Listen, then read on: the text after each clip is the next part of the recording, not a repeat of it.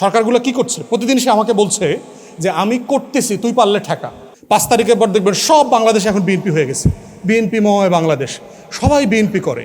কেমনি বিএনপি করেন? বলে ভাই আমার তালইর ঘরের নাতির মানে পৌমিত্রকে তার বেয়াই বিয়ে করছে যার বাড়ি বগুড়া। তো বলে যে এটা কেমনি হইলো? মানে আত্মীয় তো মিলানো যাইতেছে না। ওই যে ফেরাউনের নানির নামের মতো, ভালো দিনাজপুরে জন্মাইছিল, সফর করে ফেনে আসছে, ওই মহিলার ঘরে যে হয়েছে তার বিয়ে দিছে বগুড়া, সো আমি বিএনপি করি। মানে আপনাকে পুরো চিত্রটা কানেক্ট করে দিচ্ছে যে আমাকে এখন সামহাও বিএনপি হইতে হবে। এবং এইটা বেচে তদন্ত সংস্থায় যে পুলিশ অফিসারগুলো আছে, ডিআইজি টিআইজিগুলো আছে, হাইলি করাপ্ট, টাকার বিনিময়ে গুরুত্বপূর্ণ এভিডেন্স চার্জশিটের সাথে প্রডিউস করতেছে না কোর্টে। এখন আমি আপনি রাস্তায় বসে চিল্লাইতেছি ইনুরে 5 বছর দিল কেন? দিছি, তুই ঠেকা। এর নাম হলো রাষ্ট্র, বুঝছেন? তাহলে এই যে প্রত্যেক দিন সে আমাকে আপনাকে প্রভোগ করতেছে, হাদিরে মারছি, ওর আসামিরে পালায় যাইতে দিছি, তুই পারলে ঠেকা। বিজিবি যার দায়িত্ব ছিল সীমান্ত থেকে যেন কেউ পালাইতে না পারে, বিজিবির ডিজেকে এখনও ডিসমিস করেন নাই কেন? রাষ্ট্রের দায়িত্ব কি? একটা দায়িত্ব দেওয়া হয়েছে এই সীমান্ত থেকে যেন কেউ পালাইতে না পারে, তো সেই পালানোর সুযোগ কে করে দিয়েছে? যদি ডিজি নাও জানতো তাকে তো রেসপন্সিবিলিটি নিতে হবে। ডিজিকে ডিসমিস করেন নাই কেন? রেসপন্সিবিলিটি কার ছিল? যেন সীমান্ত থেকে কেউ এখানে মোমেনশাহির গারো পাহাড় দিয়ে মেঘালয়ে পালাইতে না পারে, ঠেকাইতে পারলেন না কেন? তাহলে আমার ইনস্টিটিউশন ফাংশন করছে না। আমার সেনাবাহিনীর, আর্মড ফোর্সেস, পুলিশ, গোয়েন্দা সংস্থা কোনো কিছু রাষ্ট্রের পক্ষে দাঁড়াচ্ছে না। বিচারিক প্রক্রিয়াতে যতভাবে বাধা দেয়া যায়, সংস্কার প্রসেসে যতভাবে বাধা দেয়া যায়, তার প্রত্যেকটা করছে এই ফোর্সগুলো। তাহলে এই রাষ্ট্র তো আসলে রাষ্ট্র নয়, এই রাষ্ট্রের ভিতরে সেগমেন্ট আছে।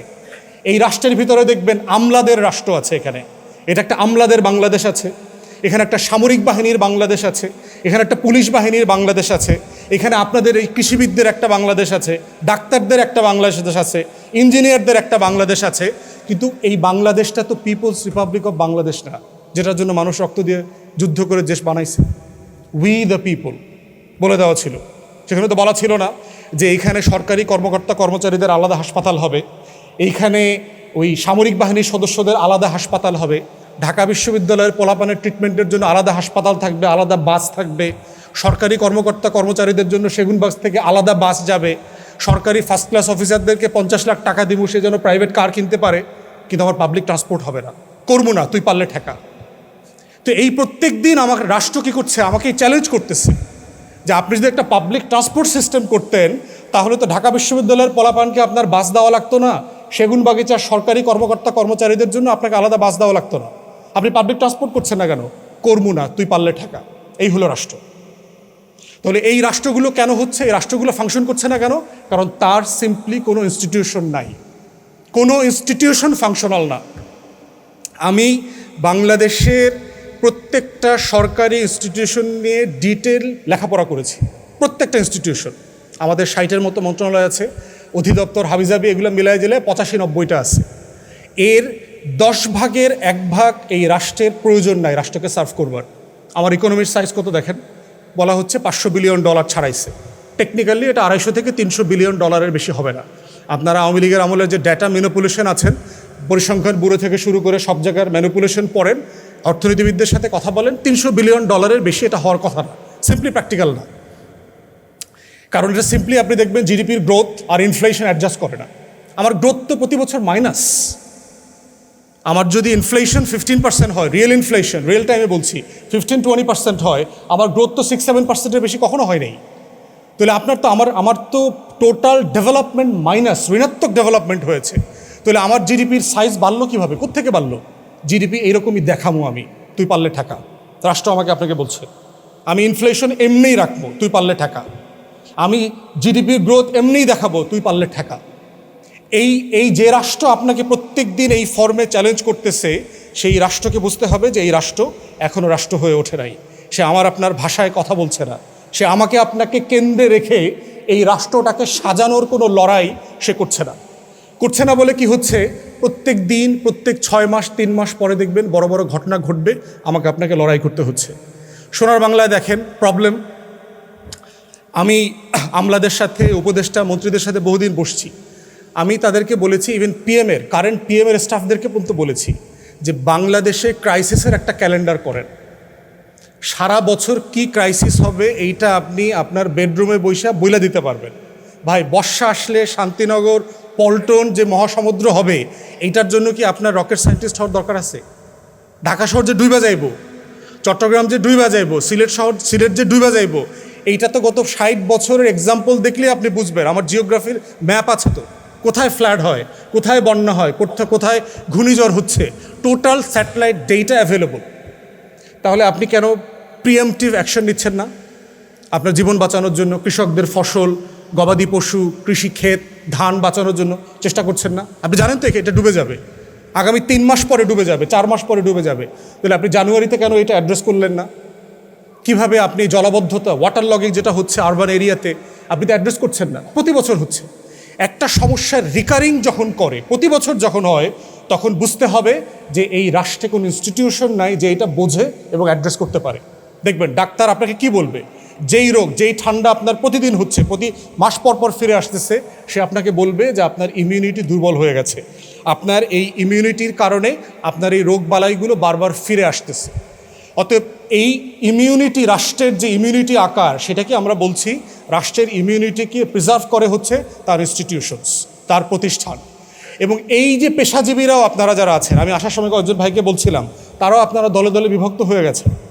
আপনারা রাষ্ট্রের কৃষিবিদ না, আপনারা জনগণের কৃষিবিদ না, আপনারা বিএনপির কৃষিবিদ, আওয়ামী লীগের কৃষিবিদ, জামাতের কৃষিবিদ, অন্য পার্টির এনসিপির কৃষিবিদ।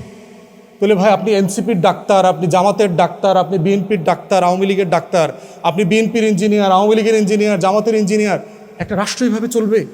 প্র্যাকটিক্যাল? আপনি এই যে রাষ্ট্রকে কাঠামোগতভাবে বিভক্ত করছি আমরা সবাই মিলে, আমরা এই যে রাজনৈতিক খোকাখুকুরা মিলে করছি, এইটার করে আপনি আবার ওই রাষ্ট্রটাকে চাচ্ছে যে ওই রাষ্ট্রটা যেন ফাংশনাল হয়। তাহলে আমার রাজনীতিটা তো কনসিস্টেন্ট না, আমার পলিসি ফ্রেমওয়ার্ক তো কনসিস্টেন্ট না।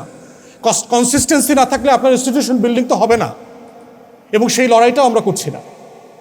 তাই আমরা যখন জুলাইয়ের আকাঙ্ক্ষা নিয়ে কথা বলছি, জুলাই জজবা নিয়ে কথা বলছি, আমরা নতুন সেটেলমেন্টের কথা বলছি, আমরা আসলে বলতে চাই যে রাষ্ট্রটাকে রাষ্ট্র বানানো, এবং না বানাতে পারলে কি হবে সেটার এক্সাম্পল হচ্ছে তৃতীয় বিশ্বের দেশগুলোতে দেখেন, আফ্রিকাতে কি হচ্ছে, মধ্যপ্রাচ্যে কি হচ্ছে, দক্ষিণ আমেরিকাতে কি হচ্ছে, আমাদের অঞ্চলে কি হচ্ছে।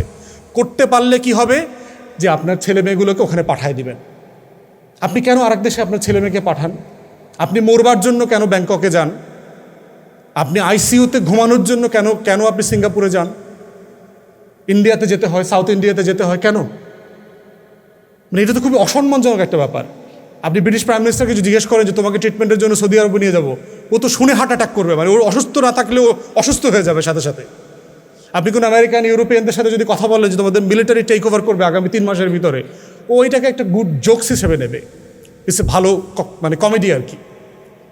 তাহলে রাষ্ট্রর জুলাইয়ের আকাঙ্ক্ষার জায়গা হচ্ছে যে আসলে আমরা রাষ্ট্রটাকে রাষ্ট্র বানাইতে চাচ্ছি, এবং যদি এইটা আমরা বানাইতে না পারি তখন যেটা হবে এই যে রিকারিং এফেক্ট, শান্তিনগর পল্টন যেভাবে জলাবদ্ধতা হচ্ছে, ওই রাস্তায় রাস্তায় হাজার হাজার তরুণকে বারবার লড়াইতে আনবেন, মারবেন, আবার ওসমান হাদিরা মরবে, মরার পর এরপর রাষ্ট্র আবার আপনাকে বলবে ওই একই কাজ আবার করব, তুই পারলে ঠেকাইস।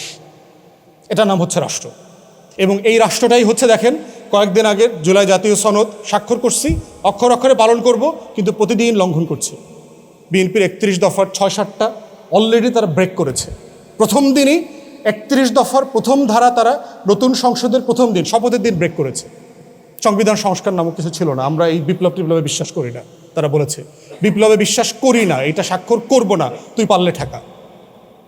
এর মানে হচ্ছে যে রাজনৈতিক দলগুলো নিজেকেই রাষ্ট্র আকারে প্রাতিষ্ঠানিক করতে দিচ্ছে না।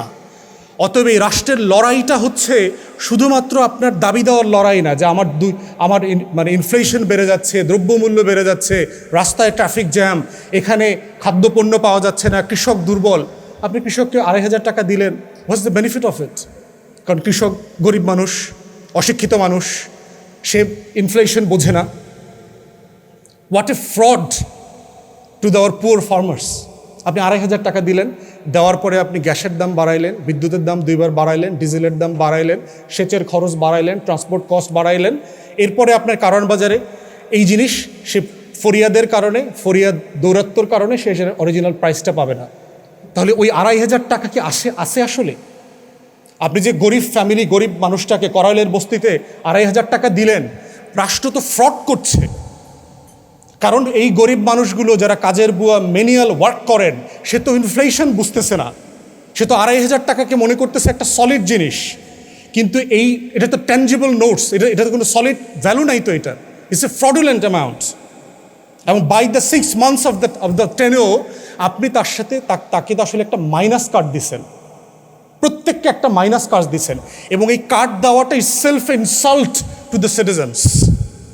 আপনি তাকে প্রপার ন্যায্য মূল্যে জীবনযাপন করতে দিচ্ছেন না। কৃষক যেন ন্যায্য মূল্যে তার জিনিসটা বিক্রি করতে পারে, একটা ডিগনিফাইড লাইফ পায়, সেইটা করতে না দিয়ে তাকে আপনি খয়রাতি সাহায্য দিচ্ছেন। এবং এটা করবার মধ্য দিয়ে যেটা হচ্ছে যে আপনি রাষ্ট্রকে রাষ্ট্র আকারে প্রাতিষ্ঠানিকভাবে স্ট্রেনদেন করছেন না, দুর্বল করে দিচ্ছেন। অ্যান্ড অ্যাগেইন এটাই হচ্ছে জুলাইয়ের যে ইন্সপিরেশন, জুলাইয়ের যে আকাঙ্ক্ষা, সেই আকাঙ্ক্ষার সাথে একটা কন্ট্রাডিক্টরি অ্যাপ্রোচ। তাই আজকে আমরা যেটা বারবার বলছি বিভিন্ন ফোরামে বিভিন্নভাবে, যে আমাদের এই জুলাইয়ের লড়াইটা হচ্ছে আসলে একটা বাংলাদেশ বানানো, যেই বাংলাদেশটা ইনস্টিটিউশনালি ফাংশনাল। এইটা না হওয়া পর্যন্ত জুলাইয়ের জজবার অন্য কথা বলে রাস্তাঘাটে মিছিল মিটিং সমাবেশে খুব বেশি লাভ হবে না। সরকারকে মাথায় রাখা দরকার, আপনাদের 17 বছরের ভিকটিমহুড, মজলুম সময়ের ইতিহাস ভুলে যাবেন না। যদি ভুলে যান, আল্লাহ কিন্তু আপনাদেরকে ভুলে যাবে। ধন্যবাদ। সালামু আলাইকুম। ধন্যবাদ। আমাদের প্রোগ্রাম ব্যারিস্টার ফুয়াদ ভাইয়ের বক্তব্যের মাধ্যমেই এই পর্ব শেষ হচ্ছে। এরপরে তো আমাদের একটা ডকুমেন্টারি প্রদর্শন হবে।